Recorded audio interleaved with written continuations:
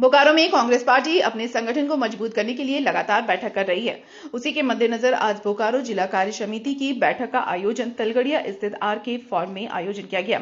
इस दौरान कांग्रेस की वर्तमान विधायक श्वेता सिंह, बोकारो जिला अध्यक्ष के साथ साथ कई नेता भी उपस्थित रहे। इस दौरान कांग्रेस के बोकारो जिला अध्यक्ष और बोकारो विधायक ने बैठक के बाद मीडिया से बात करते हुए कहा कि कांग्रेस पार्टी अपने जिला के संगठन को मजबूत करने में लगी है और हर एक महीने इस तरह की बैठकों का आयोजन किया जाएगा। साथ ही पार्टी का विस्तार करते हुए कई नए कार्यकर्ताओं को भी पार्टी के विचारों से अवगत कराते हुए नए सदस्य भी बनाए जाएंगे। इस दौरान बोकारो विधायक श्वेता सिंह ने कहा कि अब बोकारो का विकास हो रहा है और बहुत जल्द ही यहां मेडिकल कॉलेज के साथ साथ हवाई उड़ान भी चालू हो जाएगी। उन्होंने विस्थापन के सवाल पर कहा कि उनकी समस्याओं का निराकरण किया जाएगा।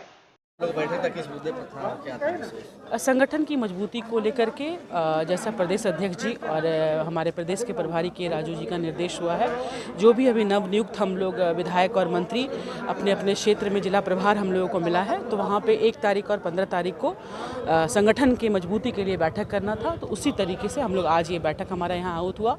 पूरा बोकारो जिले का जो हमारा कमेटी है उनको बुलाया गया था, तो सभी ने अपनी अपनी बातों को रखा। अभी तो ये पहला बैठक है और हम लोग हमारा प्रत्येक महीना ये बैठक होगा और हम लोग संगठन को अपने कैसे परिवार को और मजबूत करें उसी पे हम लोग केंद्रित थे। विधानसभा सत्र चला, किन बातों को लेकर के आप विधानसभा पहुंच गए बोकारो से।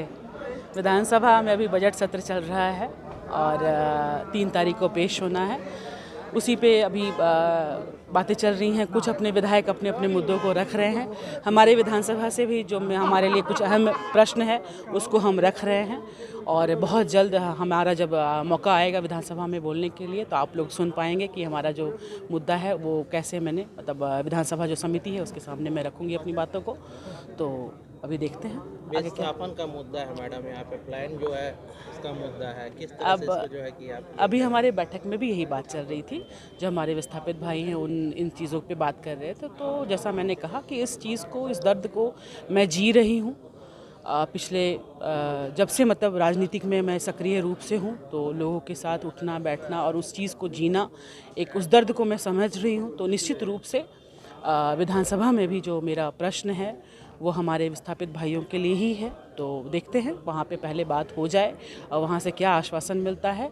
उसके अलावा भी अपने स्तर से मंत्री से भी मिल कर के जो हमारे सचिव हैं ग्रामीण विकास के उनसे भी मिल कर के हर किसी से जहाँ तक हो सकता है निश्चित रूप से हमारा जो अधिकार है विस्थापित भाइयों का उसको लेने का मैं काम कर रही हूँ। तो बहुत जल्द हम लोगों को सफलता इसमें मिलेगी। एयरपोर्ट बन करके तैयार है, कब तक बोकारो वासी जो है एयरपोर्ट पे छोटी छोटी चीज़ें हैं, सारे बिंदुओं पे हम लोग काम कर रहे हैं। जहाँ से चेयरमैन से मिलने का था तो सेल के चेयरमैन से भी मिलकर कुछ बातें हम लोगों ने साफ़ किया है और अभी जैसे विधानसभा का सत्र ख़त्म हो जाएगा उसके बाद मैं इसी संदर्भ में मुझे दिल्ली जाना होगा। तो देखते हैं। मैं बहुत इस चीज़ को लिए मैं खुद ही बहुत लगी हुई हूँ कि हमारा जितना जल्द से जल्द हो सके बोकारो का जो एयरपोर्ट है वो उसकी शुरुआत हो, यहाँ से शुरुआत हो उड़ान की। तो उस पर हम लोग काम कर रहे हैं। बहुत जल्द परिणाम हमारे सामने होगा। पूर्व विधायक बोले अगर एयरपोर्ट नहीं तैयार होगा तो हम धरने पर बैठने का काम करेंगे। हाँ, वो मैं तो कहूँगी उनको धरने पे हर एक मुद्दे को लेकर के बैठना चाहिए। उनको सिर्फ एयरपोर्ट के लिए वो ना बैठें, बाकी भी बहुत सारी चीज़ें हैं जो हम लोग करना चाहते हैं और हम लोग कर रहे हैं। तो जितना भी योजना है सारी योजनाओं को एक बार अपने वो जैसे पुराने टाइम में वो कहते थे ना कि हमारा ब्लूप्रिंट है, तो उस ब्लूप्रिंट को ये हमारा जो मैनिफेस्टो उसको वो छपवा लें और छपवा करके और फिर जहाँ जहाँ हम काम करने वाले होंगे उसके पहले जाकर के धरना दे दें। तो जैसे हमारा काम होगा कंप्लीट होगा तो वो बोलेंगे कि देखिए मैडम ने विधायक ने नहीं किया है, हमने जो धरना पे हम बैठे थे ना इसलिए ये काम हो गया है। तो इनका काम ही है ये सब। इनकी बातों में अब लोग हमारे बोकारो के समझ चुके हैं।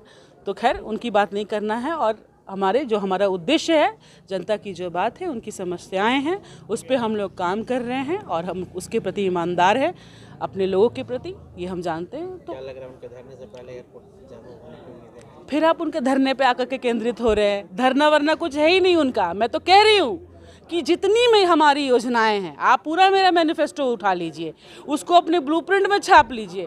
आप हर जगह जाकर के अभी से ही जहाँ पे भी मैं पुल पुलिया ला रही हूँ, वाटर ट्रीटमेंट प्लांट आएगा, लगेगा, चेक डैम बनवा रहे हैं, जितनी सी सारी चीज़ें हम करवाने वाले हैं। अभी जो भी मेरी योजनाएं हैं, अगर कहेंगे तो हम ही लिस्ट दे रहे हैं। अभी जो हमारा पूरा 1 साल का मैंने अपना जो टू डू लिस्ट किया हुआ है कि हमको अपने बोकारो के लिए क्या क्या करना है, वो हम दे देते हैं उनको। वो अपने ब्लूप्रिंट में रख लें और उसके बाद जाकर के वहाँ धरना दें, और इधर हम काम करवा देंगे और उधर वो कहेंगे कि नहीं हमने करवा दिया धरना दे करके। मैडम उन्होंने कहा मेडिकल कॉलेज जो है कि उन्हीं का योगदान, हाँ वो तो कहेंगे ही बहुत, क्योंकि पिछली बार जो सरकार थी ना वो तो रघुवर की सरकार थी ना, इसीलिए वो करवा लिए थे अपने रघुवर जी की सरकार से, वहाँ से उड़ीसा से पारित हुआ था मेडिकल का कॉलेज का, और वहाँ से करवा करके यहाँ हमारे झारखंड में बन रहा है। मतलब कुछ भी नहीं बोलना है, थोड़ा तथ्य को देख करके बात करना है।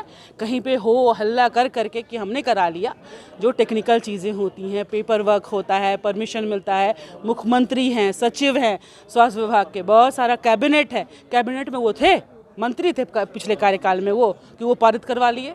तो कुछ भी बोलना है बोलते रहिए, ढोल जैसा बजना है, कहीं भी बजते रहिए, लोग बजा रहे हैं आप बज रहे हैं, बजते रहिए ढोल की तरह। मैडम ठेका मजदूर की काफ़ी बड़ी समस्या देखने को मिल रही है कि जिनका ESI है उनको 20,000 से ऊपर अगर सैलरी है तो उनका ESI छीन लिया जाता है। तो इन चीज़ों को लेकर के मैडम क्या?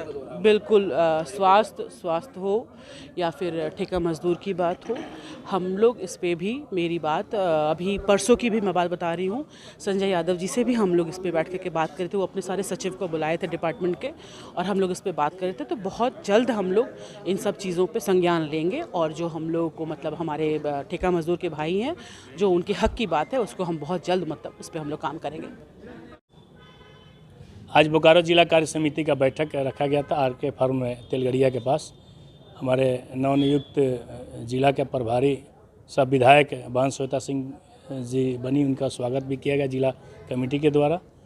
और संगठन को मजबूती के लिए काफ़ी निर्देश दिया गया है सभी प्रखंड अध्यक्ष को, मंडल अध्यक्ष को, पंचायत अध्यक्ष को।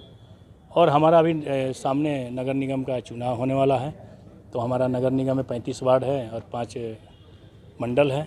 सभी वार्ड को मजबूत करना है, और आगे फिर हम लोग ये सदस्यता का भी काम शुरू कर देंगे। संगठन मजबूती के लिए सदस्य बनाना ज़रूरी है।